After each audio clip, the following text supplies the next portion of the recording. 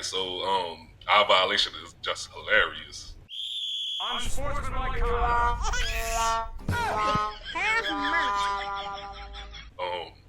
I know y'all seen what's going on with that. Just to fill Yes. everybody in who don't know. All right, so she had got pregnant and she had left, but before she left, she had asked Laura LaRosa to take her spot. Now, I don't know if y'all know Laura LaRosa, but Laura LaRosa it has a more of a articulate type of style.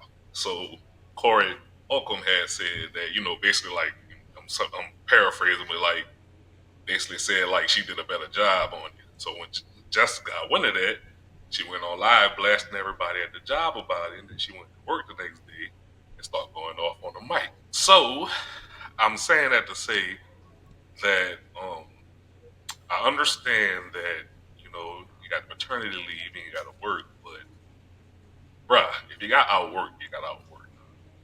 Now, if I go on maternity leave, even though it's not scientifically possible, but if I did and I pick somebody to replace me and they did better than me, what the fuck? I can't do nothing about that, dog. So y'all have my blessing to replace my ass if I go on maternity leave and leave you with somebody that's better. But I don't even think it's that. I think it's just the fact that she handpicked that, and I think that she was pretty much like playing that in her face, like, girl, I made you, all I that do other shit. believe that who you mentioned, she had a journalistic background. So, yeah, her style was a little bit more approachable, I'll say. Yeah, like people could, I guess, digest it more. So that's where she had one up on Just Hilarious.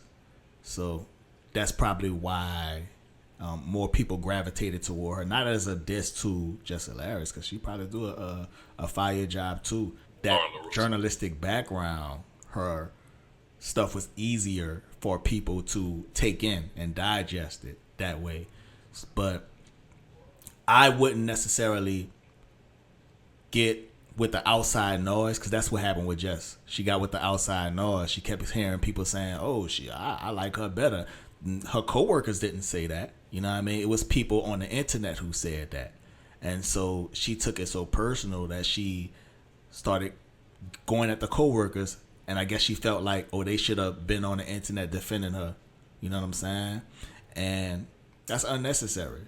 The internet go talk. You know what I mean? They got some trolls on the internet. They wait for you to say something so they could come at you too. You know what I'm saying? They talk about everybody. As far as like her doing a better job and her feeling like, oh, they about to replace me or something. You know what I'm saying? I wouldn't do that. You know what I mean? I wouldn't see or hear somebody who can or maybe articulate themselves a little bit better than me or whoever. You know what I mean? And be like, oh yeah, we go ahead and replace him. He a little bit more funnier. You know what I mean? I can laugh at him or whatever and nothing like that. No. If anything, you do business. You know what I mean? Maybe we gotta put them in a spot to where, especially if they bring something to it, they increase the viewership. You know what I mean? More revenue is coming, whatever. And put them in a position to make y'all better. But if it's not really gonna do anything for what y'all got going on.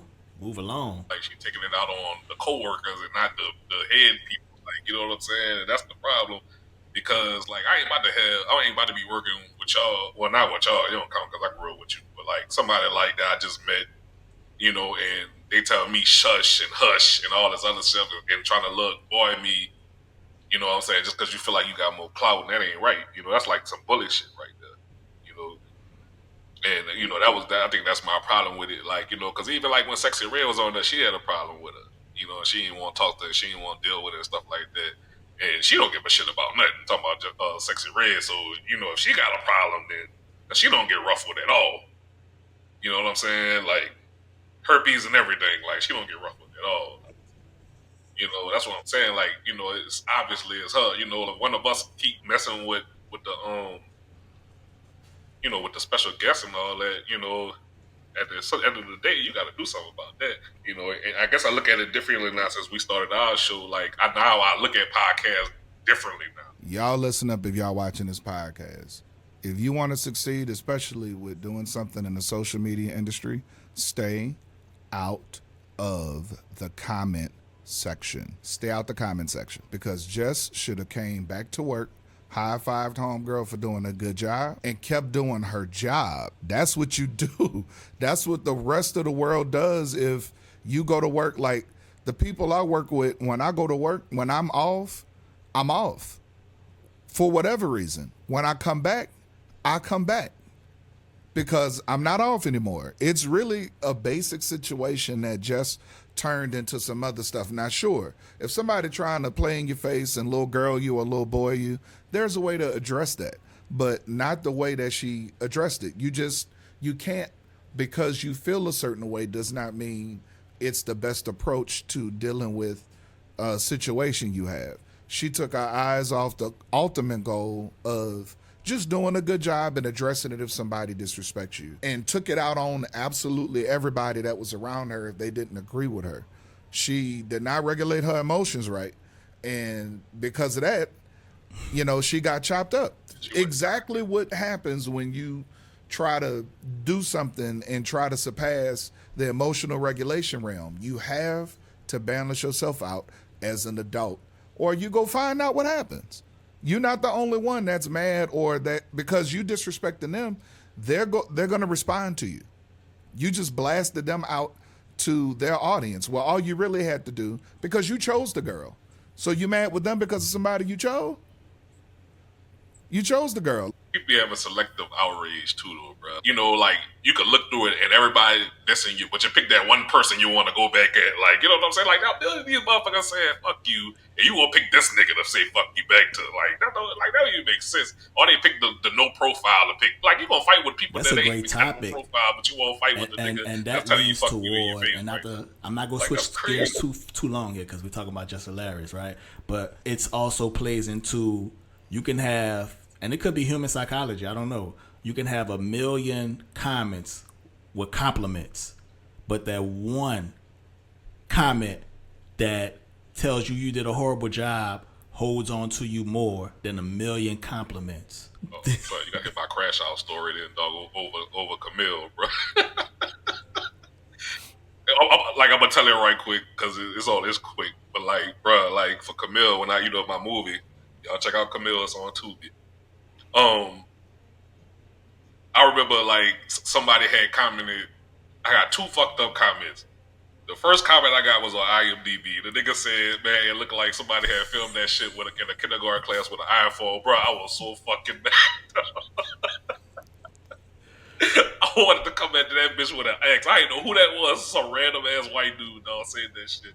And the other dude was on Facebook and he said something about the acting, about how they was fake actors or whatever like that. Bro, I called this motherfucker everything but the name of God, bro. I'm telling you, son. I went the fuck off, and my sister was like, "Bro, you can't do shit like that, nah, dog."